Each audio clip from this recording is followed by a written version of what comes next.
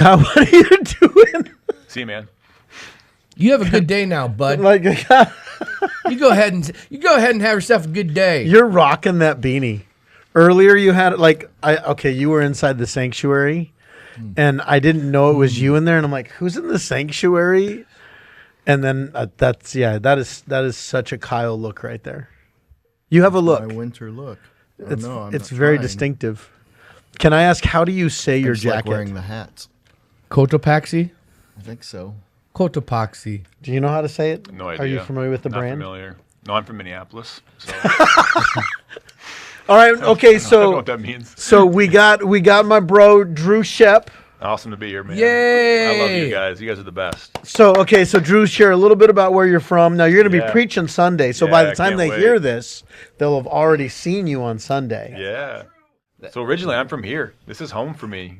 Born on the mean streets of Clear Lake. The mean streets. Born and raised. Did you just say the mean streets, of Clear Lake? man. All those farmers. Born by the seawall, man. That seawall was mean. But Wow.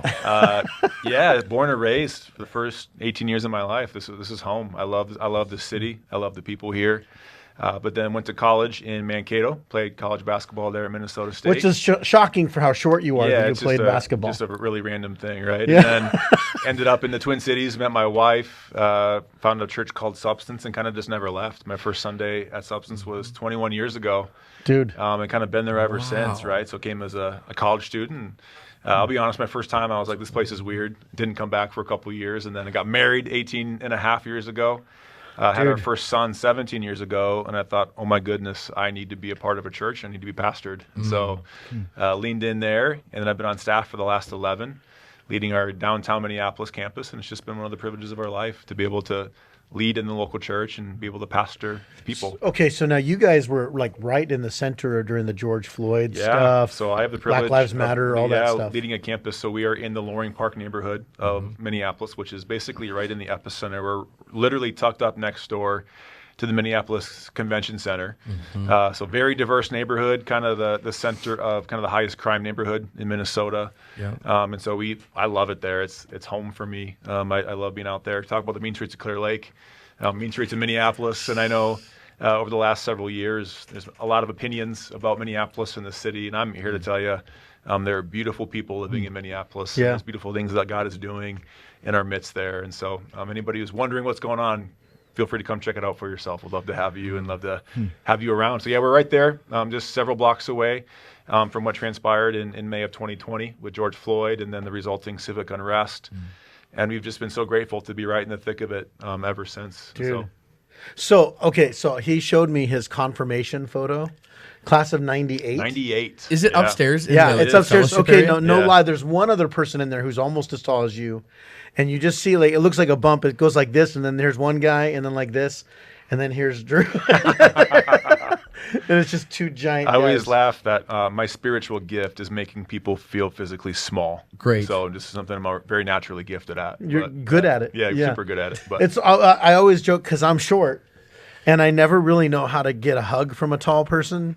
Because like when they hug you, like I go right into their chest, and I have this awkward thing where in one moment I'm like, "This is awkward," and then there's also "This is nice," and I have this. I just don't know how to endearing, feel. yeah. Yeah, I don't know how I'm to the same feel. way. I'm not sure how to hug short people. I'm like, do I come down to you? Do I bring you into my bosom? Like, Well, it's what like- am I like, doing that's here? a real right? thing. Like when and then part of me wants to nestle in, and then that gets awkward, and it's just a whole thing. It's a whole thing. Come here, little guy. Yeah, Gotta pretty come here. much. Yeah. For the record, I picked Drew up today. Thank you very much. But yeah, my face was like in your chest, and I'm a tall. I thought I was tall until I get around like Yeah. you or my son that are just these towering people. We had a moment this morning. It was a moment. It was a moment. I think it was different for you than it was for me, probably.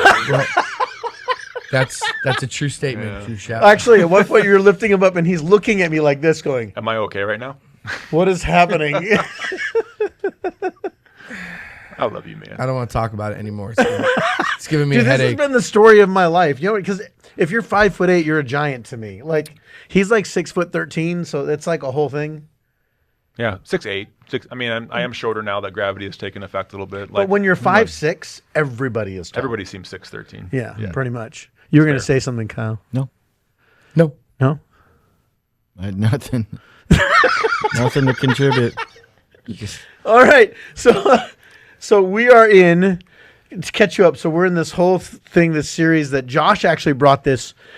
We did a series, a couple months ago, talking about New Apostolic Reformation and just kind of processing through what do we do with these things. And it wasn't meant to be critical, but it was meant to be conversational. Yeah. And understanding some things. And then from this. And kind of just bringing things into alignment, like, because I think, there's a lot with any movement, whether you're reformed or hyper charismatic or whatever. It's just like, man, we can get in ditches on all sorts of sides. So that's kind of where we were going with that. And I really do come from like a hyper charismatic ditch, and I've seen the good, bad, and ugly of it, and I found the beauty in it, and just there's a lot of meat in that, and we just kind of talked about all the bones and the meat. And that's with anything, right? Like within Lutheran, Baptist, Pentecostal, Charismatic, Reformed, there's always good meat, and then there's always the bones. And the problem is if you don't take out the bones, you can get caught up on some things. Yeah, it's so good. I think the easiest thing in the world sometimes is to live into the extreme. Because you get to have things your own way. Yeah. Right. And you get to surround yourself basically in an echo chamber where people believe the same way you do and 100%. think the same way you do. Yeah. And I believe it's actually more courageous to have messy conversations in the middle and to kind of stand in the middle. That's why I'm so attracted to your leadership, Pastor Jason, because you're somebody who makes space for a lot of different viewpoints, and we don't have to see eye to eye to walk arm in arm, as my pastor at Well, it's Substance hard to says be a eye to lot. eye because you're way taller than We're just gonna keep going with these tall jokes. I love it. Just keep it up, man. But for real, right? That's a real it's thing. hard. It's hard to disagree and still partner together, but it's the right way. Well, and I think, so one of the things from a staff perspective, so even at this, you and I were talking about this, one of the things that I love about even the podcast is we have differing views and differing perspectives on stuff, and everybody brings something. And my hope is, do you guys know what a button yo-yo is? You ever seen it? Mm-hmm. Okay, if you don't know what a button yo-yo is, they were made in like really old times, like when kids were poor, and they would take a button and you take some strings and they'd try and make big buttons. You take two strings and you wrap it up, and then what you do is as you pull it, it spins and then it comes in, and so you get the tension and it creates a spin. And so the goal is to have like different colors, and it can create different things, right? And if it's too tight, it doesn't move, and if it's too loose, it doesn't move. And the goal is to have this tension of a give and a take, a give and a take, right? Yeah. And I think what happens is when we surround ourselves with people that only talk the same way I do, only believe the same things I do, we end up either too loose or too tense. Yeah, that's so and good. we don't get to grow. We don't get to good. see the movement and the momentum. And that's part of what my heart of what I think the church is supposed to look like. Like, this is a Lutheran church. I joke that I'm loosely Lutheran. Actually, I would argue I'm probably more Lutheran than a lot of pastors are, if you think Lutheranism is based on the idea of being reformed in light of God's word. Continually. Not that we've got it figured out, but the more that we read the Bible, the more that the Bible reads us, the more that we are shaped as a community, the more we change. That's Reformation. Yeah, so good. And I got to say, even because it started the podcast with Jaden and I, well, actually, way before that, we had four voices when this podcast was the Breakthrough Breakdown. But the last year and a half was really just Jaden and I, and it was just primarily my voice. And Jaden would ask questions, we'd have good conversations. The depth and the nuance and the things that have come out now with just having different perspectives, because all of us want Jesus. Yeah. And Totally. I love that tension, and I love that it creates a momentum and beauty in that, but you have to make space for it. It's so good. Yeah, making space for it's so hard, because I don't think anybody who gravitates towards a extreme is doing so with bad motivations, right? Rarely, I think we all just want to resolve the tension we feel a lot of the time, and I just don't know if tensions like this one are meant to be resolved as much as they're meant to be stewarded. Yeah, that's a good word. Right, and so to be able to steward and create space to have healthy tension that causes all of us to grow, it's like I have some feet in the fitness world, right? And the best way to be stronger and more fit is to cause tension in your muscles and in your lungs, and to cause actually some breakdown so you can build back up in a different way. And I just don't know if many people are willing to sit in a space of healthy tension long enough to actually see some breakthrough happen. Yeah. And just because you disagree with me does not mean we're enemies, right? You're not the enemy. Homogeny is the enemy. Right. Yeah. That we would all think together. And so if we can think together, before thinking alike, I think that's so much better. So you said something, and it'll be in the message hopefully on Sunday, but during read through, and it was just too many of us quit before the good stuff. Yeah, totally. And it's that 5 minutes, like you're leaving 5 minutes before the good stuff because you're not patient. The church isn't doing what you wanted to. The community's not doing what you want, and you're literally missing out on the blessing because you just weren't patient enough. Totally. And do you remember what the quote was? And it was something like you're leaving or quitting too quickly, or something like that. Yeah, it's just the idea that I think sometimes we can overestimate what happens in a short time, and we underestimate what we can do through life together. Yeah. And just being willing to hang in there. I think longevity is something that our generation is missing. Yeah. Because the Stability. minute we get offended, the minute something comes up that I don't like, we move on. Yeah. Rather than I'm going to stay. I'm going to hang in there. I think of Paul when he's in prison and the place collapses around him. He's been praying all night, right? And if I'm Paul in that moment, the prison collapsing and my shackles falling off is the miracle I was looking for, and I'm out. Wow. Like God saved me. But Paul knew enough to know, no, my miracle is actually not leaving this place. It's actually this jailer here who's ready to kill himself because he's responsible for me. Right. And so Paul says, no, I'm still here. And that quote, "We are still here," has always kind of resonated with me, where I don't want to escape my surroundings or throw my head in the sand. I want to be the one that says, no, I'm still here. That's so good. Even Paul being beaten to the point of death, some scholars think he actually died and they laid hands on and recovered, or maybe 100%. just put to the brink of death. The guy gets up and he walks back into the city. Like, that's staying. Hey guys, remember me? What a crazy, Wild, right? Crazy idea. Yeah. And so the fact that Paul could have escaped that moment, but in fact he stayed, said, no, I'm still here. And he goes and baptizes this man in his entire household. Yeah. It's like if he would have escaped and left, nobody would have blamed him. Yeah. Because he was wrongly imprisoned. But he stayed, and therefore this man's entire family gets saved and baptized and set free. Probably created the most amazing church in that city anyone's ever seen. Yeah. Based on that, just willing to stay in the rubble. And Jesus sets the template. Yeah. Right? I mean, he could have called down legions of angels, but you know what? He stayed on the cross. He endured the cross. That's it. Scorning its shame. Well, and I think part of it is, and then we want to get into where we're going in here today, but what we found now in our current culture is quiet quitting. Yeah. And the way people quit is they just quietly sneak out the back. And there's no conversation, there's no walking through stuff, and the damage that causes. Stephen Furtick, okay, now again, not saying I'm a Stephen Furtick fan or against, he actually talked about how many people are quiet quitting their marriages. Yeah. Where they just slowly disengage and the spouse has no clue why, because you quietly quit. In fact, I know somebody who they were going through, like literally on the brink of divorce. And one of them was listening, and that word, they were listening to that message, and they were so convicted. Wow. They came back and said, this is not your fault, it's not my fault, it's our fault, but I quietly quit the marriage. Wow. And this is happening in church, it's happening in communities where we just leave without actually walking through. And there's an element of, and actually I think it does apply to this, is we don't know how to fight well. Yeah. We don't know how to fight for what's important. We fight over stupid things. We argue over stupid things. But then when we have disagreements, instead of working through and saying this is what the body of Christ, and it's no wonder that the world looks at that and they're like, well, why would I want to be a part of that? Totally. Yeah. When Totally. it's even more dysfunctional than the world, because the world doesn't, well, that's not an entirely true statement. The world as a whole, with the exception of pockets of communities, does not call itself a family. Yeah. There are certain elements that do. Gangs, they're a family. In the LGBTQ community, what draws so many to is this idea of finding a home, a family. But the church is literally, we call ourselves the family of God.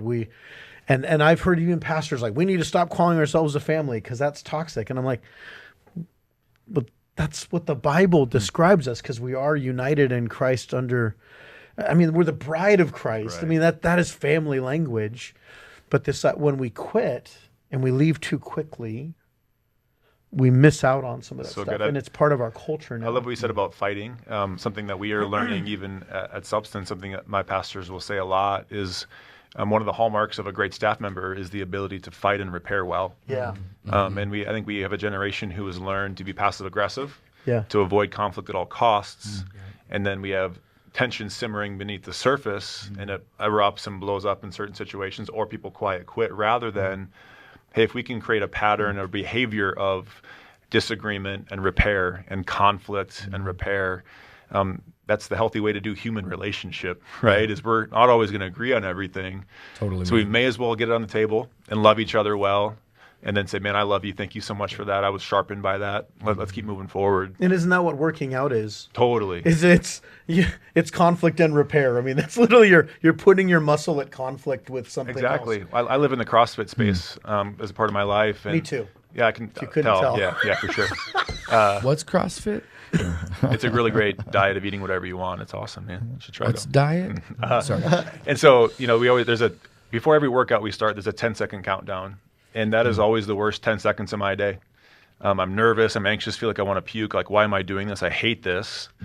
And the 10 seconds after the workout, I think to myself, I'm so glad I just did that. And I think conflict is much the same way. We get anxious and I hate this, and we're in it. You get done and you said, man, I'm so grateful that we could have that conversation. We could disagree and we could even fight a little bit. And I've in my life, I'm a pretty conflict avoidant guy by nature. So I've had to fall more in love with the results of conflict than the actual process of conflict. But I've seen what it can do. Shoot. And now we run to tension. We run to conflict because we know what it produces is intimacy. That's so good. Well, we're in 1 Corinthians 4, and we've been going through this stuff. And I want to... one of the things that I appreciated, and I don't know if you and I talked about this before, but... Josh, what I've appreciated in this is when we came, there was a couple verses where, man, I appreciated the humility in which you were like, man, I think I read this wrong. And instead of getting defensive, which, man, when younger Jason, I would have tried to prove why I was right rather than just leaning into, man, I'm growing and I'm learning. Yeah. And I loved your heart in that. Yeah. And just how open and like, it wasn't even a fight. It was like, oh, I'd never read it like that before. And even in that kind of goes back to that tension, right? There are so many opportunities when we can start holding lines that we don't need to hold. Yeah. And get defensive about things we don't need to be defensive about. So thank you for modeling that. Yeah, well. absolutely, dude. But it's actually coming in because we're now still in these key verses where things kind of took a shift. Yep. And I was just full disclosure here before this podcast. Jason we were just up in the library, and I'm like, see, wait a minute, am I getting this wrong? Because I was like, I don't know if I was because of what we're going to talk about here today. And I'd really love to see if you guys would still kind of like, no, I really think like Paul is kind of really bringing the strong correction. He is bringing, there's a bit of snarkiness. There's a bit of dad trying to bring some correction to the kids. And I know the corrective part, but anyway, I was just processing it. But before we even dive into this, I was thinking, you said the word steward, and that's how we actually started this whole thing. Yeah. Because Paul is saying, like, let a man, in verse 1, it says, let a man so consider us as servants of Christ and stewards of the mysteries of God. So these guys they're painting this picture of like, man, we're stewards of, yes, God and his mysteries, but also stewards of what God has given us. And so he's going to go into this spiritual kind of father language. We're not even there yet to the main point of why I even wanted to talk about this, when he talks about, man, you could have all these teachers, but I became your father through the gospel. And so we've been in the series just talking about like, man, what does spiritual papas and spiritual mamas look like? And for my own kids, I'm learning how to not be their friend all the time, but I'm learning how to parent them and speak into their life and and bring correction in love. And because I really do want, as a dad, I want my kids' floor, or my ceiling, to become my kids' floor. And so we're just kind of in the midst of this thing. And so where I wanted to go here was in verse 10. This is where we're at. We kind of have been trudging through most of these things. But verse 10, it says this, you guys. It says, "For we are fools for Christ's sake, but you are wise in Christ. We are weak, but you are strong. You are distinguished, but we are dishonored." Okay, so then he goes into this thing, to the present hour we both hunger and thirst, and we are poorly clothed and beaten and homeless. And we labor, working with our own hands. Being reviled, we bless. Being persecuted, we endure. Being defamed, we entreat. We have been made the filth of the world, the offscoring, or the scrapings off of the sandals. NIV says the scum of the earth. Scum of the earth, of all things until now. And so, anyway, and Jason kind of talked me off the ledge even just before here, but let's reenact it. Yeah. See, man, I don't think you're right because, see, the thing is, the reason why I wanted to preach this is it kind of, he's like, Paul is he digging, or is he kind of like, no, man, like you are distinguished. Because he's going into very matter of fact language, so it doesn't seem sarcastic to me. Yeah. And anyway, so let's pretend I said, hey, is he really being sarcastic? Because I don't think he is. Because look, he says, very matter of fact, verse 11, to the present hour we both hunger and thirst. We are poorly clothed and beaten and homeless. Is he being snarky, or is he like, no, man, literally, you guys are doing great, and we're this. So anyway, what was your retort to me? Because here's the deal, guys. This is the point of the exercise today. Sometimes when in our Western mindset, when we approach the scriptures, I don't know about you, but I struggle with thinking very Greek. It has to be this or this. And the Hebrew way of doing things was it's this and this. And I'm looking for, I want to hear Paul's tone, and I'm not in the room with Paul right now, so I don't know what his tone is. You ever tried to send a message over text or whatever, and you don't know what the tone is? And it drives you nuts, and then the person's like, no, dude, that wasn't my heart at all. Or it was like, that was totally my heart, and you did not pick up what I was laying down. So like, I wrestle with this kind of stuff of like, man, what is Paul really, what is he digging at? What is he getting at? So real fun story real quick. So when AOL, do you guys remember AOL chats? Mm-hmm. What's that? Yeah. You had to put a little years ago. Little CD in a CD-ROM. Yeah. So I was in a chat room, and I'd never been in a chat room before. And so I had my caps button on, and I'm in this chat room and I'm talking, and all of a sudden people are like, they're cussing at me, and I'm like, what is going on? And somebody's like, why are you yelling? And I'm like, I'm not yelling. Oh my God. Because I didn't know that caps. Because I didn't know caps meant yelling. All right. I just wanted caps because I thought it looked cool. And finally some guy's like, caps means you're yelling at us. I'm like, what? Wow. Well, it's the same. There are tones in here. Yeah. All right. So Kyle, I'd love to get your take on this. I already told Josh mine. I want to see how close we are. Is Paul being snarky, or is he being compare and contrasting? Compare and contrast. Say more. Well, go on further down, and he says, be imitators of me. And so he's setting for them an example. Here's how we are, because remember in 1 Corinthians, they're taking all this identity in Christ and over-spiritualizing it and thinking that they're more than they are. But also it's playing out in ways that capitalize on triumph and glory and things. Mm-hmm. And Paul's saying, oh, yes, you are saints, you are triumphant, you are, he gives all that list. You are wise, you are honored. He's not disagreeing, but he's saying, but we as apostles, we embody that this way. Mm-hmm. And he's going to go down later and say, be imitators of us, will you? You are these things, but we're embodying it as apostles this way, and this is probably how you should embody it also. Mm-hmm. And so I think I love that. It's compare and contrast. I don't think he's necessarily being snarky. No, well, because this is the tension, because this is what I said, and this is why I wanted to ask that, and I asked it in that specific language. Yeah. Because remember the way I approached it was, it's a both and, not an either or. Yeah. He's not saying that they're not honored. Yes. But in some sense, I also, because of everything we've read before, what is the thing they all want? They all want honor. They all want power. They want dignity. And so he's like, yeah, you have those things. Yeah. So, but this is what the kingdom looks like. This is what I want you to imitate. It's going low, not high. Yes. And so in that compare and contrast, I still think there's a little bit of snark in there, but that's because of what we read earlier, where in the church in Corinth, there was this elitist mentality. Mm-hmm. We operate in the gifts. We've got the super apostles. And he's like, you are honored. You have all these things. You're missing it.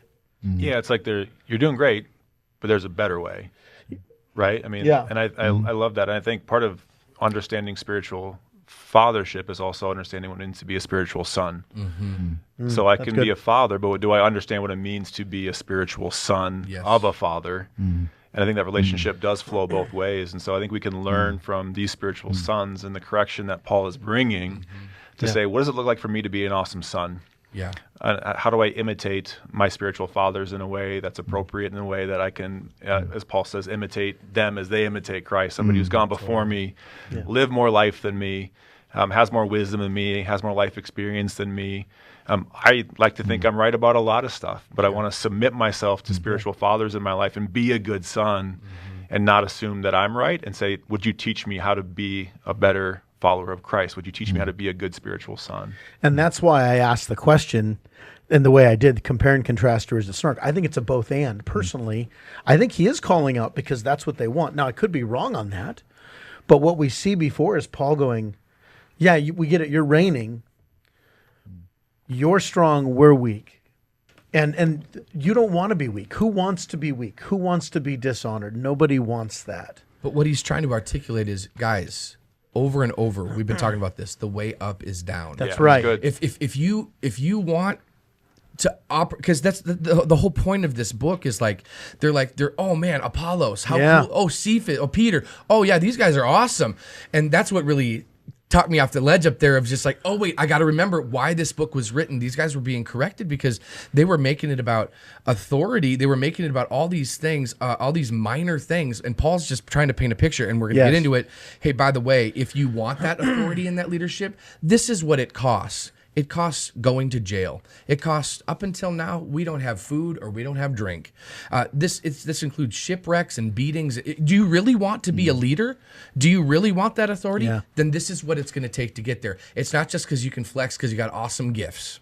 And there's so many people in the church that I think that's what our whole NAR discussion was about, was like, there are people who want to flex these things and, hey, I have this office or I have this name tag or badge. And Paul's just like, dude, okay, you go ahead. But if you want to be like us, that's so good. It's the way up is down. It's kind of shades of the Sons of Thunder, right? Yeah. When mom comes to Jesus and is like, hey, my boys, your right hand, right? And he says, man, you don't even know what you're asking. Yes. You have no idea what you're asking right now. You're going to find out, and you're going to see, but you have no idea what you're even asking right now. Yeah. In these, I think it'd be appropriate to rephrase what Paul says in verses 10 and whatever we just read. It's he says, we are fools. And you're reading the Greek right now. No, I'm not. No, you're not. Okay. I thought you were in the Greek still.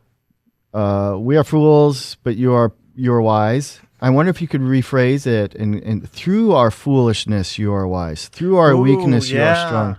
Through our dishonorment you are honored. Like there's this. So because of what we've been through, you're here.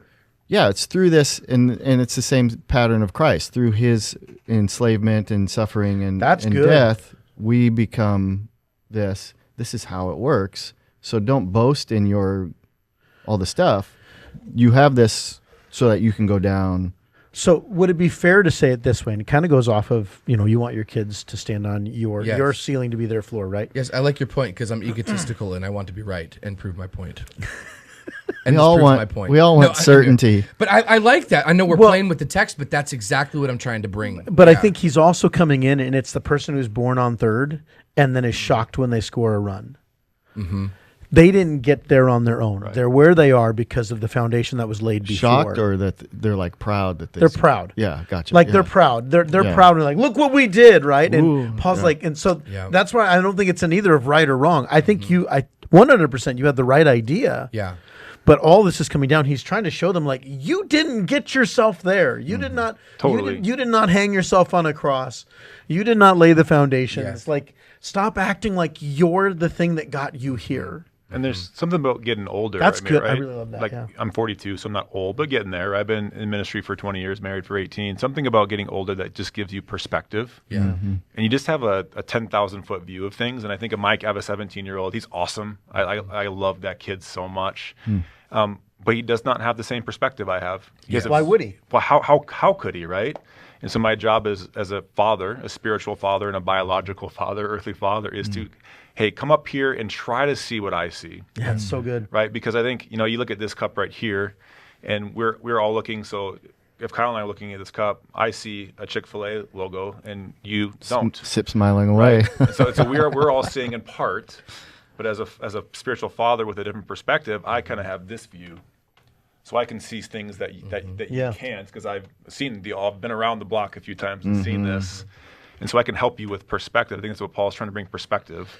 Like you could live that way, sure, but let me show you something higher and better. And he's saying you're getting a part of it right. Totally. Yes. But you're missing stuff. Yes. And that's what we were, I don't think we were disagreeing with each other. Yep. That's what he's trying to get to is, again, and I do think there is that we want the honor, but we don't want to do the things cost. that get us there. Pay the price. Right? That's it. And that's where I think that if I were to say there's any part where he's bringing it down, like, do you really?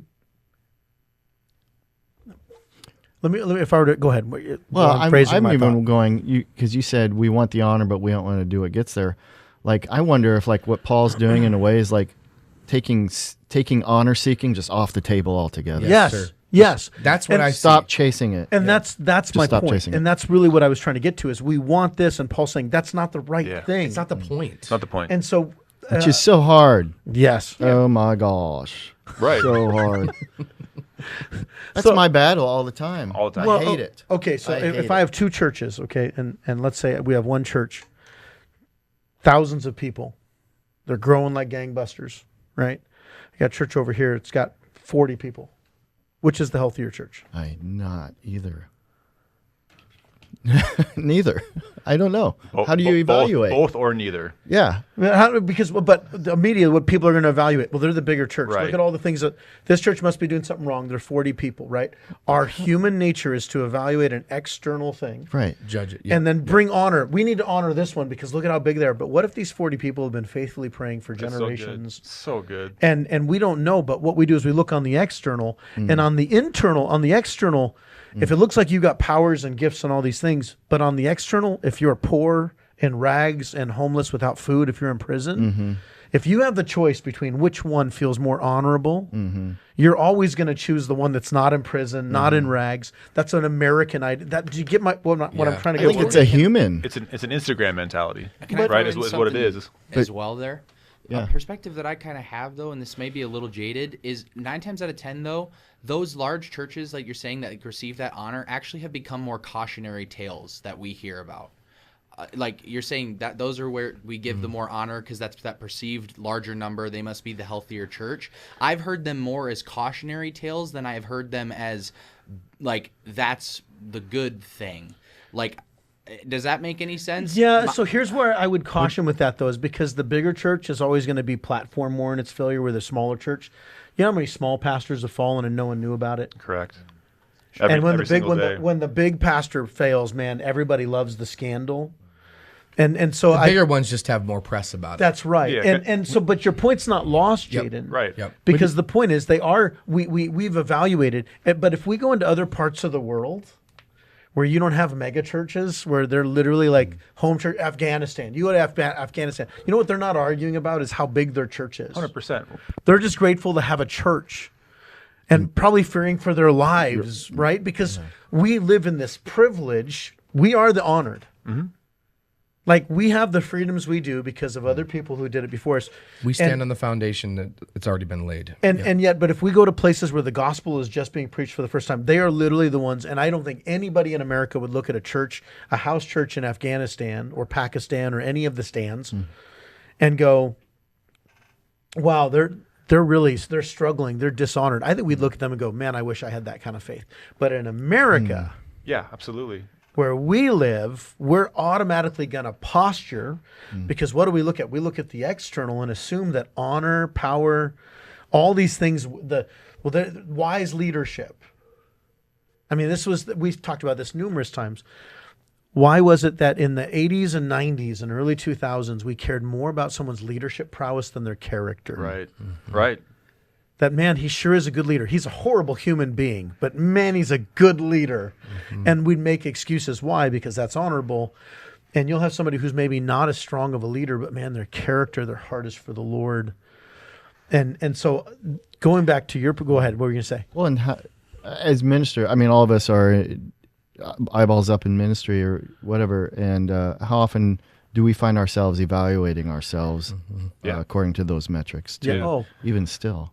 Let me give you an analogy, see if it fits. Something that my Pastor Peter, talks a lot about is assessing a person based on what church they're belonging to is like assessing somebody based on what type of house they grew up in. Yeah. Right. So to say somebody who comes from a mega church is incapable of integrity and leadership, while a small church is somehow more godly, or the other way around. That's right. Yeah. Based on where you come from, it's like saying, well, people who grow up in one-story stucco houses way more healthy than people who grew up in 2-story brick houses. Yep. That's dumb. It's asinine to say it that way, but that's kind of what we're saying. We're saying based on what we see outwardly of this house, we can prescribe how healthy somebody is from coming out of that place, rather than saying there's mega churches and small churches super unhealthy.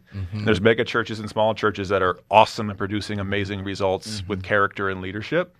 That's why I think it's so dangerous. Like I said, we live in this Instagram era where you take a look through somebody's timeline and you automatically assume, man, they're killing it. Yeah. I can't tell you how many churches that I work with. You look at their Instagram, like, man, they're killing it. I'm like, oh, no, they're not. There's so much going on behind the scenes there. Or, man, their Instagram's kind of a disaster. But I'm like, man, I would send my kids to that church because they're killing it. Can I give a confession? Yeah. I had this the other day. We had a picture from a Sunday morning, and the picture was some people raising their hands, and there were some empty seats. And the first thought that went through my head is, oh, they probably should have done a picture where the seats were full. I have that as a pastor, I have that exact same response. I gotta confess, man, I hate that about me. I heard it. I heard it in my head, and I went, "What's that?" But I mean, literally, I was like, "Oh my gosh, it's gonna look like we're not very full." Yeah. As if that's the metric of whether or not we're healthy, as if every seat is there. But okay, I'm gonna turn this from the church, and I'm gonna make it personal. Grew up in a single parent home, no dad in the household, all kinds of other stuff. Right? I had a pastor who said from the stage, women, do not marry a man who doesn't have a great relationship with his father. Wow. Do not marry a man who doesn't have a great relationship with his mother. Be careful of the man. And I'm like, okay, I get the general wisdom of there. But you know what you just said? You made a judgment about not knowing anything about my story of what God has done through me. We'll dismiss people based upon what they grew up in, not recognizing it's the same trap within churches. It's a shaming gospel. It is a shaming. Yes, it's a shaming Totally. gospel. And Because you, yeah. And so, but I remember hearing that. I was like 22, and I was like, I'm not worth, no godly woman would ever want to marry me. Thankfully, I have a godly woman I'm married to, right? But that's what it told was, well, I didn't come from the right home. I had no control over the home I was born in. And so, but we do the same thing in churches where we make assessments and we'll use good spiritual flowery language that sounds really good. You know, I wonder how many, and again, been there, done this. So I'm asking a question, but it's really a statement about me. I used to think that people were going to judge me by how many John Maxwell books I had on my shelf. Because, this guy takes leadership seriously. He's got the collection of 25 John Maxwell books. It looks good. It looks good. And then it went the other way. I got to make sure I have all the theological books on my shelf so that people know I take theology seriously. And is there anything wrong with having books on your shelf? No, but why you have the books on your shelf is a very different thing. And the same is true. And so, you know, I think about generationally, okay? My hope, and I guarantee all of us as dads, because I know all of us are dads, and all of us have kids around the same age. I want my kids to be more in love with Jesus. Except for Jaden. But I mean at this table. Yeah. I want my kids to be more in love with Jesus than I was at their age. Yes, sir. Yes, sir. Absolutely. So I want them to go further than I did because they've been given more than I had. I'm a first generation Christian. So literally, like the fact that my kids had Jesus at all growing up, I've already succeeded a little bit because they grew up in a Christian home. Yeah. But I want them to love Jesus more than me because, you know, again, of course they don't know what it's like to look at the top of the thing, but I want them to have Christ everywhere on that cup. Yes. And so when we look at this being spiritual fathers, you know, I think about the men and the people that have been in my life. And again, we've talked about this. I made a shift in my perspective as a pastor where I stopped seeing myself as a brother and a spiritual father. Because, I mean, my guys group on Thursday night, I got a bunch of 20 and 30-year-olds. I'm old enough to be their dad. I am not their older brother. Like, I am a spiritual father, and that weighs on me. Like, I want to show them a faith that I didn't have in my 20s and my 30s, so that when they get to be my age, the generation of 20 and 30-year-olds that they're ministering to are even further than I was, right? Does that make sense? Yes. And I think that's what Paul's getting to is, man, it's instead of seeking honor, like I want my kids to understand the heart of Jesus. And I don't know if I've done that well. I don't know if I've done that well or not. But there's certain parts that I can't control. but I can do my best to model. And I wonder if that's what Paul is really getting at, is he is reframing. What is it? Oh man, talking about my kids. Come on, man.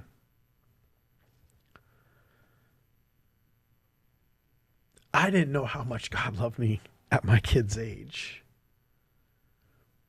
And I want them so badly to know that God is crazy about them.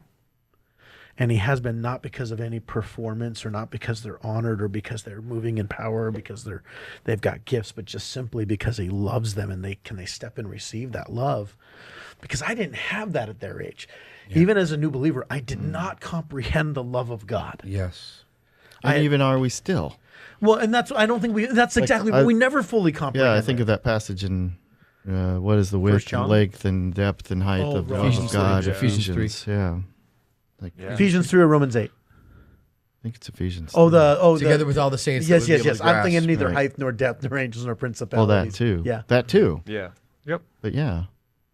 But this is why, Josh, I wanted, when you said I want to talk about spiritual fathers, I'm like, no, we need to talk about this, because it's not just about fathers, it's about parents, and recognizing the opportunity that all of us have, every generation has, for the next generation below us and the one below them. That's so good. And to think generationally matters. I love what we said earlier about moving from being friends with our kids to being a father. I look at it almost as a coaching role that you take on as a father. As a father, there's a love, but there's a coaching element that takes shape where, hey, I'm going to give you some perspective. I'm going to give you some direction now.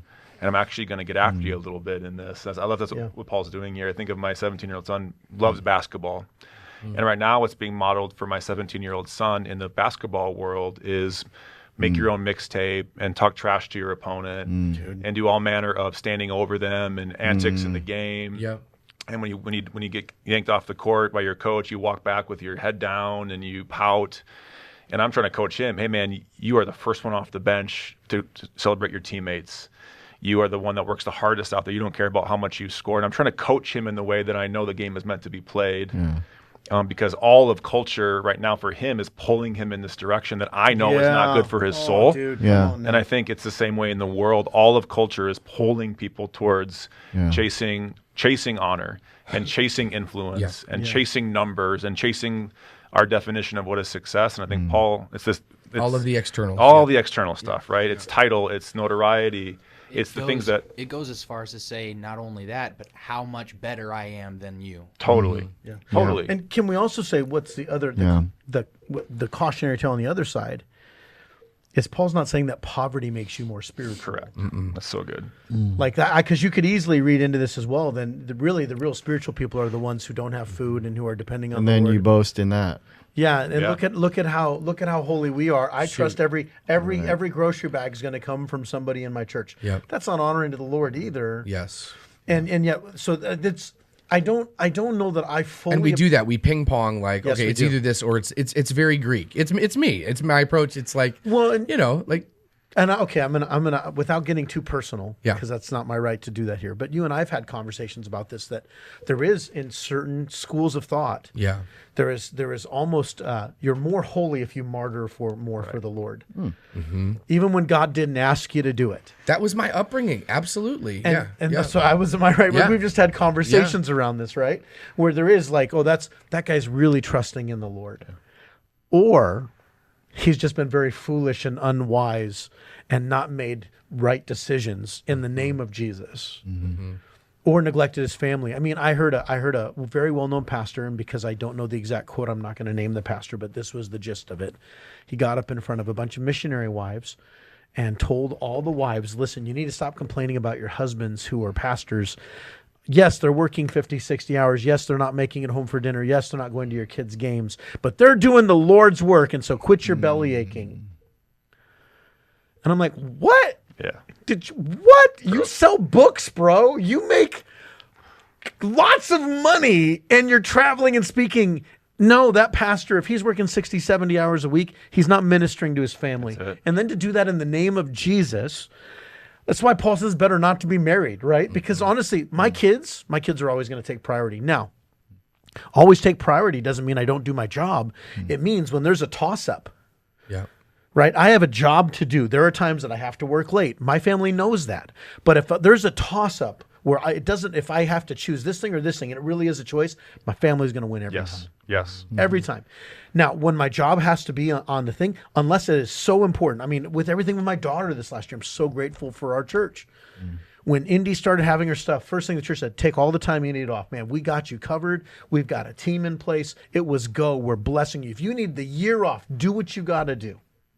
Not every church thinks that way. I know very well-known churches that say stuff like this. Well, the Lord only gave Adam and Eve one day off a week. That's all you get. I'm like, well, Adam and Eve also went to bed or stopped working when the sun went down. They also had all the feasts and festivals if you want to go with the Jewish holidays. This whole one day off a week thing, then let's pace the rest of our rhythms in life as well, not just the first 2 chapters of Genesis. That's so good. Well, I think you think of how do we build churches as leaders? And if you are building as a leader something that depends on you to function, you are setting yourself up for failure and burnout. Absolutely. Because if I can't step out and care for my family and this thing is still healthy and good, I have not built God's kingdom. I've built my kingdom. And so the fact that you've built a church that you could actually step out for a season and the thing, now was it perfect? No. Because at the end of the day, you are the senior leader and you have the vision for this place. At the same time, to build a church where I have a great team and they can run this place and I can step out for a season and God is still moving and active and I can care for my family, then step back in. Unfortunately, that's a little bit fewer and farther in between these days. It's really tempting to build something that depends on you. But if your plan has a name attached to it, it's doomed to fail. It's the linchpin mentality. I am the linchpin, and unless I am in this seat, this thing does not succeed. It's not going to end well. And okay, so Jaden, something you said earlier about the cautionary tales. I will say the cautionary tale for a lot of big mega churches is they've been built on personality. Yeah. And here's what happens, and we've watched it pan out the last 20 years. These huge churches, where there's a moral failure or the pastor dies, guess what happens to those churches? Crumble. They crumble. Yeah. Why? Because there was no actual foundation. It was based on the personality, the giftings of the one individual. And some of these churches are realizing that very quickly.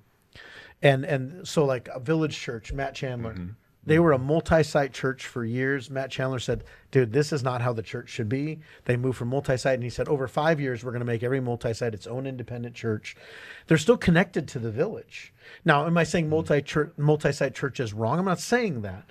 But he recognized that substance. He's looking at me very intensely, and he just gave me a wink. Everybody, it's okay. I'm gonna let him finish, but I'm gonna come for you. I'm coming for you next. Okay, all right. But what I think what Matt Chandler recognized, and I can say this about what I know of Peter, and what I also know of the model of what I know of Substance, because I watched Substance go from a very small church to explode. Because I was in Minneapolis during the time when all that started. And it started on the campus I went to school, where I graduated from. I did the night program with adults, so I wasn't in the cool part. But I think what a lot of these churches and these wise leaders are recognizing is eventually my time will be done. Yeah. And if I've not formed it well, we've built a kingdom on sand, not on the rock. That's so good. And again, if you're chasing honor, if everything is about your pastor, it is one of the warnings that I would give to. We talked about this last week. Pastor worship is a real thing. When we elevate and we promote pastors as if they're like they're the guru for Jesus, Celebrity. And every celebrity pastor is a real thing. I just listened to the Ryan Miller and Carl Lentz. Have you watched that podcast? Just came out video. And kudos to Ryan Miller, dude. You're never going to see this. I realize you're never going to watch this, but Ryan Miller like jokes with him, pokes pretty at hard. His failures as the pastor. And he's like, hey, what's it like being the guy who had this tremendous failure in front of the entire world and everybody sees you as like the most controversial? I was uncomfortable listening. I was like, what is going on right now? It was uncomfortable. And to Carl Lentz's credit, he was like, yep. Yeah, man. Just very real. Wow. But Carl Lentz said something in the interview that I thought was profound. And I'll be honest, I didn't agree with it at first. And as I've been sitting with it for the last day, it's like, oh. Because Ryan Miller said, hey, you had one of the most public failings. And he said, wait, what failed? He goes, well, the church, everybody would agree, like, Hillsong failed.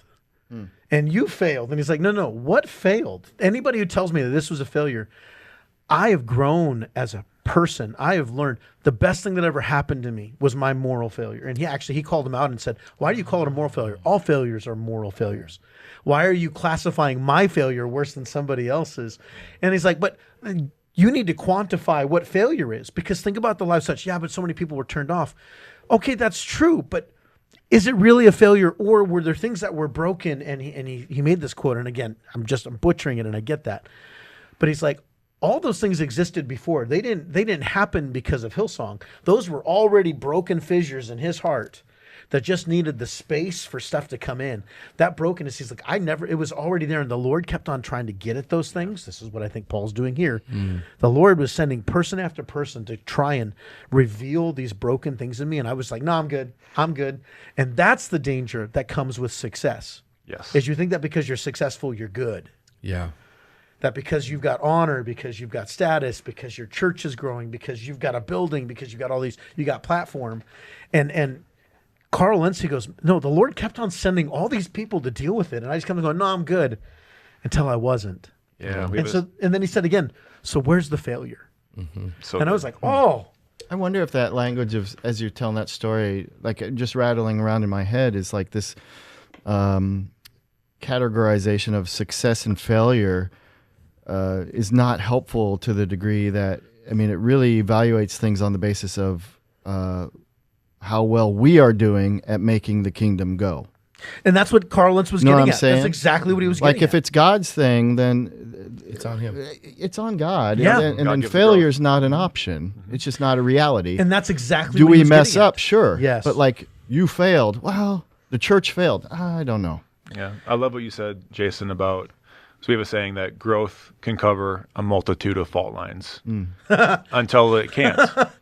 Because at some point, growth reaches a threshold where the fault line is going to break, right? And anybody who's been a part of something Yes. fast growing knows that it's actually quite overwhelming. It's actually quite complicated and complex. So something that we've always been taught at Substance. I'm so grateful for my pastor. The closer I've gotten to Pastor Peter, the more I've seen a heart of humility, a genuine desire to create an amazing church and share it with the world around us. I say this with all of my heart. He's the most boring man in the world, and I love that about him. He kind of just wants to sit in his office and write music and work on the church. He wants to have the same breakfast every morning, and I love that about my pastor because it tells me he's just a man of humility and routine. And God has breathed on this thing called Substance by his own grace. And we've watched it grow. And as it grows, we have a saying in our church where we say a lot, we don't pray for growth in our church. We pray, God, would you give us the corporate character worthy to steward the growth that you want to give us? Come on. Because it is our belief that God's church should grow. Yeah. It should be a desire for every church, I believe. Healthy And things grow. Healthy things grow, but so does cancer. That's right. Right? Right. So things grow. So Yeah. we may as well say, okay, if we're going to grow, we better be ruthless about our character, our maturity, our humility. Yeah. Brother, And come if on God now. gives the growth, we know we have the stewardship necessary to handle the weight of these people that God wants to give us. And when we stop noticing the person, God's going to stop sending the people. And so that's what we want. We don't pray for growth. God, would you give us humility and Oh, it's character? so We good. need to steward the weight of what you're asking us to do in the Twin Cities, because we want to see the Twin Cities love Jesus. Yeah. Jesus loves Minneapolis. He loves Clear Lake. He loves North Iowa. And so how dare we say, give us more people, unless we know for sure that we have the ability to be an excellent steward of those stories that God wants to send to us. So growing up in San Diego, California's tons of earthquakes. That whole fault lines, like growth can cover a multitude of fault lines, right? I've never heard of somebody building anything on an active volcano. Right. But fault lines you'll know they're there. They even know still that there are areas there's a fault line here. We're just trusting that the earth's not going to quake for a while. And so they'll build streets on it, they'll build buildings on it, and now they're trying to make them earthquake proof because they realize, well, we've already built the city, so let's just try and make it so we can manage when the quakes happen. And there's an order for growth to happen at some point. But being in California, have you ever been in an earthquake? Have you? No. Dude, I'll tell you, it is the craziest experience in the world. No thanks. No, okay. So literally, we were in San Jose. I remember I have distinct memories of 3 big earthquakes. When we first moved to San Jose, We were sitting in our house, and all of a sudden, the entire house went boom like this. And I mean, the whole house shifted. It was real fast and quick. And nope. I'd never been, I'd never been in an earthquake, because there's a difference between Northern California earthquakes and Southern California earthquakes because of how the mountains are formed. And they have shifting quakes where things do this real fast.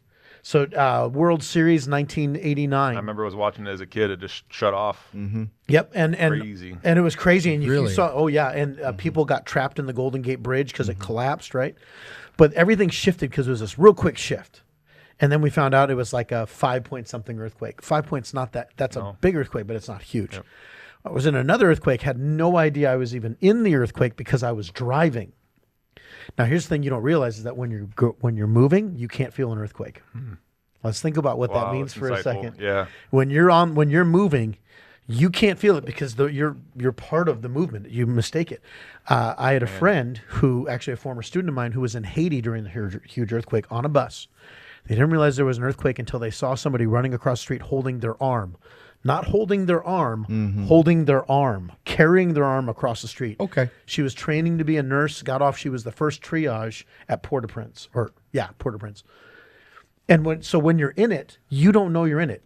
That's the problem with growth. Yeah, that's so good. When you're moving, you can't tell when things are like, look at how fast we're growing, and you'll totally not pay any No attention because way. you don't feel it or see it. Woo. And then the other earthquake that I remember was I was in my bed, and literally my bed started shaking like this, and it was fast, and I literally had enough time to get underneath my bed, right? But my whole point in this is that that statement is growth covers over a multitude of fault lines. What happens when you don't realize there's a fault line because the generation before you covered it? Yeah.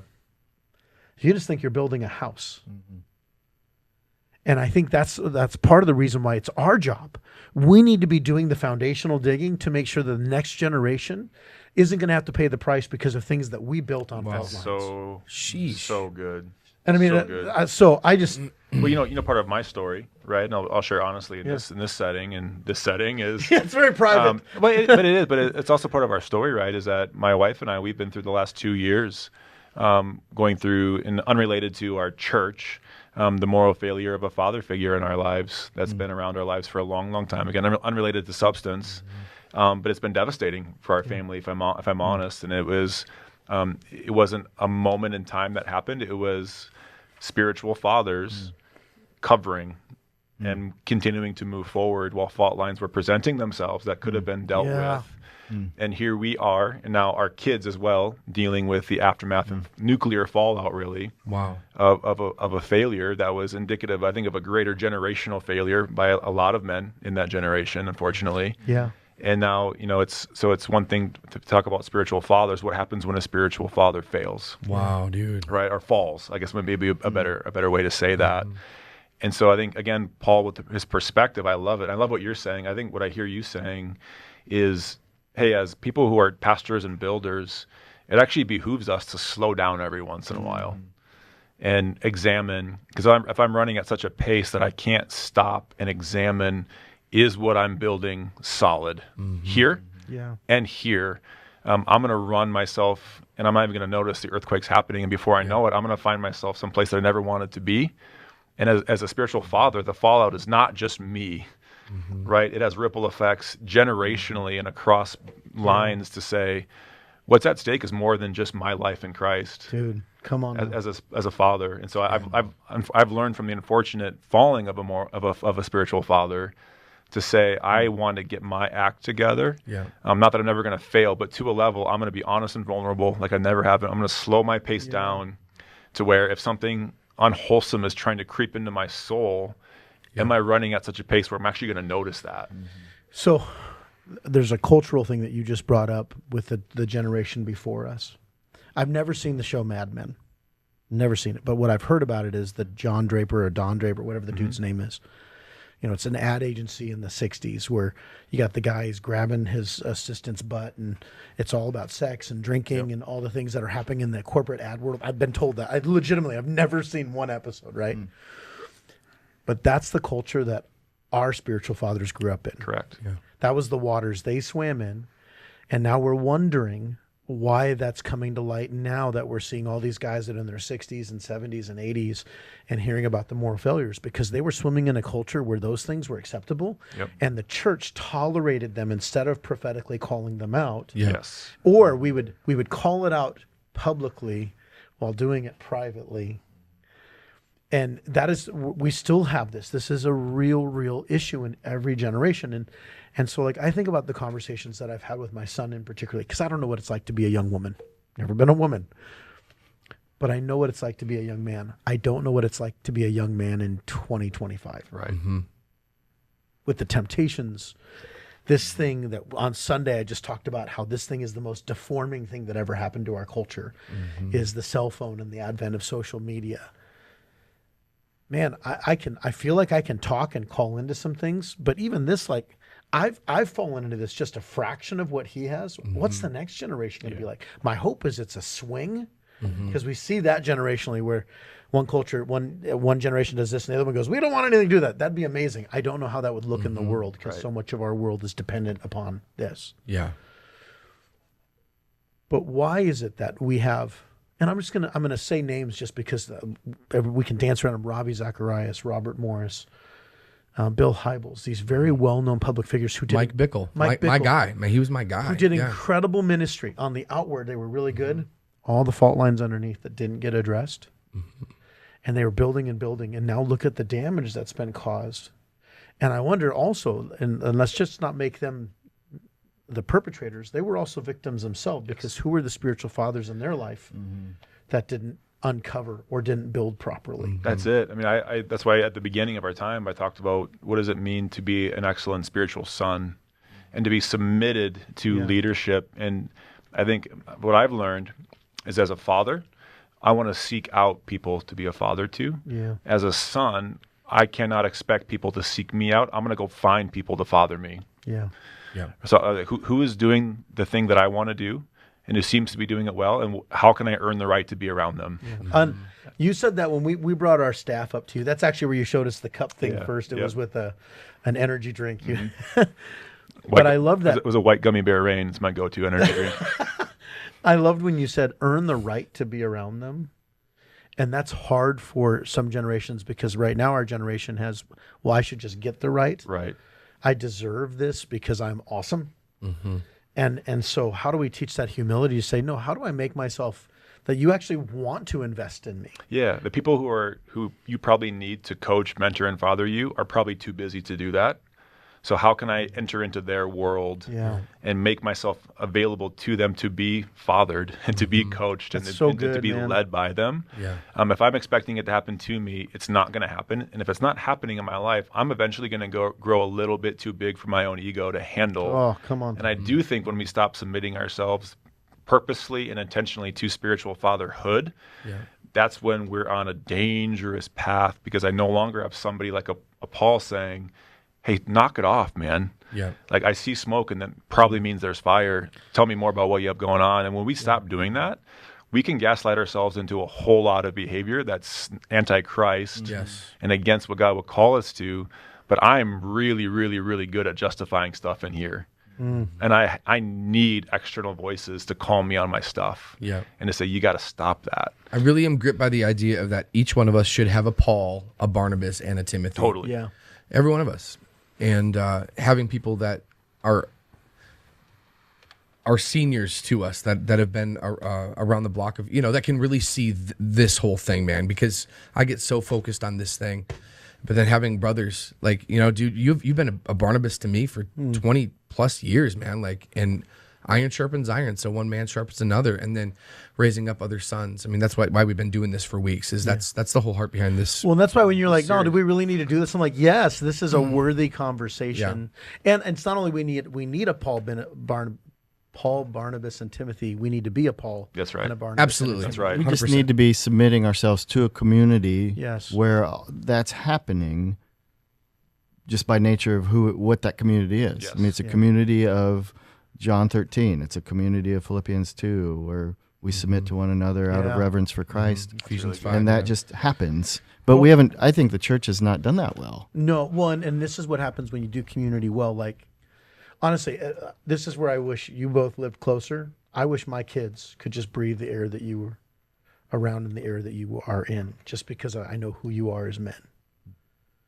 Right? Like that would be, for me, I'm like, man, if my son, my daughters could just have time in your atmosphere, like we get a little bit here because you're here at church, right? But the same thing, like a part of me, I'm like, dude, but that's why we need those communities. And this is the challenge. And I felt like the Lord gave me this word many years ago. If you want your kids to love Jesus, show them a Jesus worth loving. Yeah. Mm-hmm. Yeah. If you want your kids to follow Jesus, show them a Jesus worth following, because we're the ones who are doing it. But it's not just me. I've now had to change it. We as a culture need to show our kids a Jesus worth following, because what do you do with the kid whose parents don't love Jesus? What do you do with the kid who doesn't have that? We become that, and that's the part where I'm more and more convinced of this community understanding of what church is supposed to be, and a staff and the dynamics that we have. That this family stuff, we've got to get past this individualistic Christianity. The other part is fault lines. Okay, so upstairs, Josh, and without, because we don't have time for that, but I brought up a question about prophets, right? And you just kind of pushed hard at me. And afterwards, you're like, man, I don't mean to be pushing. I'm like, no, I love that. I love that we have a relationship that I can say something and you'd be like, dude, that's stupid. I don't agree with you. And we'll push and we'll pull, and it is that tension of going back and forth, right? But I can't have that if I don't have people that I trust enough to push in relationship. Vulnerability. Yes. Gotta have. Yes. I wonder if part of our problem is that we don't intentionally engage in vulnerability with each other. Like we, you know. Well, vulnerability's scary. Of course it is. I mean, it is. And it's foolishness to the world, by the way. It is. That's a kingdom principle that's utter foolishness to the world. And when I preached this message, so man, I came up with these points when I preached a message a long time ago, and this chunk, what really jumped out to me, and actually this is the question that I had for you guys here today.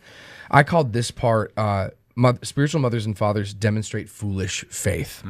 And God does take the foolish things of the world to confound the wise. What Paul is laying out here, I become the refuse of the world, the scum of the earth, the garbage, the scrapings off of a sandal, like, which is dung. That's Scubulon. Scubulon, right? So like, my favorite Greek word. Like what does that look like to be a fool for Christ? And really, I think, dude, as I look at your story, man, that you are in the place that I do not want to be. I moved out of the Twin Cities. I'm like, get me out of Dodge. And I was in Farmington, like the most rural suburb of the Twin Cities. It's in its name. Right, farming town. You know, we had cornfields everywhere, and I'm like, I'm sick of this metropolis, you know? And then homeboy over here is at, you know, the old Methodist church building right next, and I love that church. I've done weddings there. It's beautiful. But like, dude, if you gave me a crisp $1 million check and say, Josh, I want you to come to Minneapolis, I'd be like, it's foolishness to me. But like, you have become a fool for Christ. Clear Lake is too big for you sometimes. It kind of is. But I think all of you guys, in a way, when I look at your lives, you exhibit that kind of being fools for Christ. And my story is like, even back in Wells, what's cool about, speaking of the next generation, I've seen over the 8 years that we've been there, of how me being an idiot for Jesus. Now, whatever. I've just been foolish. Like I'm even without yelling Jesus' name, I've been the freak at the football games. I've been, you know, making people laugh, and like, man, and I'm not afraid to pray in public. And hey, let's grab a hand at Casey's gas station. Let's pray for your situation. Like, being a fool for Christ has actually set my kids up to be the next generations of fools for Christ. But guess who? My kids have like major. My boy was homecoming king a couple weeks ago. Why? He's an idiot. Like, he is a fool for Jesus. And yes, he's loud, but what makes him a fool is like, he's not afraid to stand up and stand out for Jesus. And he's also one of the most loving, gentle kids you will ever meet. And in Wells, that's what's so foolish Right. is they're looking That's at us. They're a bunch of farm people, whatever farmers. I love y'all, but like you can be a cynical bunch. You can be like, hey man, why don't you take your extrovert and put it back in your box? And so Your Winterloven or whatever it's called. whatever. So I'm like, how have you guys seen that played out of being a fool for Christ and how that's actually queued up, even people you've worked with or shepherded or whatever? Yeah, well, I think the answer, the question I would ask then answer that with is, what is foolishness? What does that mean? Yeah. And I think to answer that question, you have to get into the perspective of somebody else, right? So, like, in the eyes of the world, what would be foolish to them, Yeah. right? If somebody who doesn't have the nature, character, and spirit of Christ in them, what would foolishness look like? It would probably look like kindness, Extravagant love, gentleness, pouring it. Yes, yep, right? right. I mean, that gentleness. it's simple. It doesn't, Yes. doesn't have to mean Hospitality. doesn't have to mean being loud or being weird or being on the street corner. Generosity. Preaching yes, even the fruit of the spirit, love, joy. I mean, That's upside down to the world. All of that is right. upside down. Well, but peace. Yeah. I mean, Right. who has peace right now? Peace seems like that seems foolish to We the have people right PC. now. Right? Yeah. Right. We live fruit of the spirit: love, joy, peace, kindness, yeah, faithfulness, yeah, self-control. Patience. Totally right. counterculture, It's those yes. things that we doesn't necessarily it's not necessarily loud. It isn't brash. It can be. yeah, But it's things that are like it's like the quiet resistance to the ways of this world, swimming upstream quietly. yeah. Can sometimes be the most foolish thing you could possibly just staying in a place like Minneapolis where everybody's trying to get out or have an opinion about it. And we're like, we're just gonna stay. We're just gonna give away food, and we're gonna keep opening our doors, and we're gonna have our lives threatened, and we're gonna have homeless and drunk people disrupt our services, and it's super weird most days, but we're just gonna keep doing it. Yep. And we're just going to keep building it. We're going to refuse to see people as the enemy. Yes. Yeah. We're going to refuse to get into the political fray. We're going to refuse to fight culture wars. We're going to refuse to see the ethnic tension as dumb. We're going to enter in and listen and be gentle and kind and take faithful. criticism for it 100%. Wow. from Absolute- the church. From people that are in our building. I mean, you talk about leading through a season of pain, whether it was the pain of COVID in 2020, the political pain that we've all kind of walked through this last, even the 6 months, being willing to be a person of gentleness and faithfulness and kindness right now is not the order of the day in the world. It's also not the order of the day in the church. Yes. So to be willing to say, we'll stand in the middle.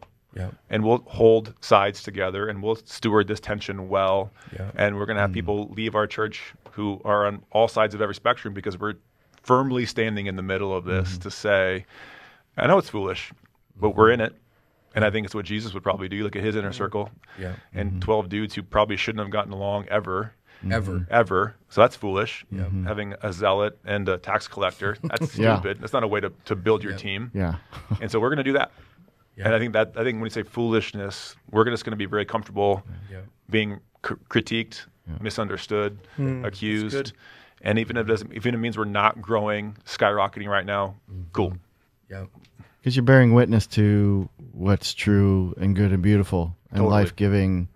That's it. And most of the world doesn't see that because we're so broken. Yeah. I think sometimes Christians, they take brashness and boldness and even being mean. And they consider that I'm being foolish for Christ. No, you're just being a jerk. Yeah. Jerk for Yes. Jesus, right? You're just being So mean. true. You're just being divisive. That's all. So true. When I was in So high true. school, I joke I was a jerk for Jesus. My pastor praised me for my boldness and my faith. Yeah. And what he should have said was, dude, you're a jerk. Like, your boldness, you're not bold, you're brash. Yeah, that's it. And a bold love is like, there's a time and a place, but man, I was turning more people off to Jesus than on, and then I was wearing the badge of honor. Look at this. I'm unafraid of it. I'm unashamed of the gospel. Yeah. I keep going back to like the Good Samaritan or John 13. I mean, that's a bold love. Yeah. For real. Like the Good Samaritan, I mean, sometimes we like sanitize the biblical stories but I mean, slow down for a minute and like, he didn't know if those robbers were still hanging around. Totally. And yet he stops. Mm. And, I never thought about that perspective. Oh my gosh. That's it. I've never thought about that. I mean, before. there's this bold act of otherworldly love that comes into the scene through what he does, and like 100%. When it was that's the foolish, kind of boldness. because of all people, right? Yeah. That was actually a critique on Yeah. the pastors of the day. The two who should have stepped aside and said, "Oh my goodness, I got to help this guy," were the ones, I don't want to be unclean. Right. I don't want to bloody my robes. Yep. Yeah. And the dude who had ethnic beef and Yeah. political beef was the one who said, "That guy needs help. Yeah. I'm gonna set aside my own even physical safety, like Yeah. you're saying. Right. I'm gonna set aside my own personal political ideologies Yep. because this dude is bleeding out on the side of the road right Yeah. now." So And his own agenda. I mean, you don't walk from Jerusalem to Jericho just because you feel like it. Like he's obviously going somewhere, and that whatever his plan was for that day is completely sidetracked. Yep. Yeah. And then they don't have health insurance, so who's footing the bill? well, even paid with it. health insurance, He you're did it. still footing the Still bill. footing Well, whatever. Yeah, that's another deal. Well, and let's end with this, just for sake. Man, this has been so good having you Yeah. here, brother. I love we you gotta guys, have man. you. We gotta have you back again. Seriously That'd be good. awesome. This is the part that breaks my heart the most about the church right now. Is the ones who, and this is what Paul was going through, is instead of being united in Christ, what we've got is, well, you're not doing it our way. Mhm. You're not doing it our way. You're not doing it, and it's this finger pointing. That's right. And now all of a sudden it's, well, this is what it means. This is the real church. Yep. And I'm like, dude, where's the heart of Christ? And I was thinking through that we are the scum of the earth, the garbage of the world.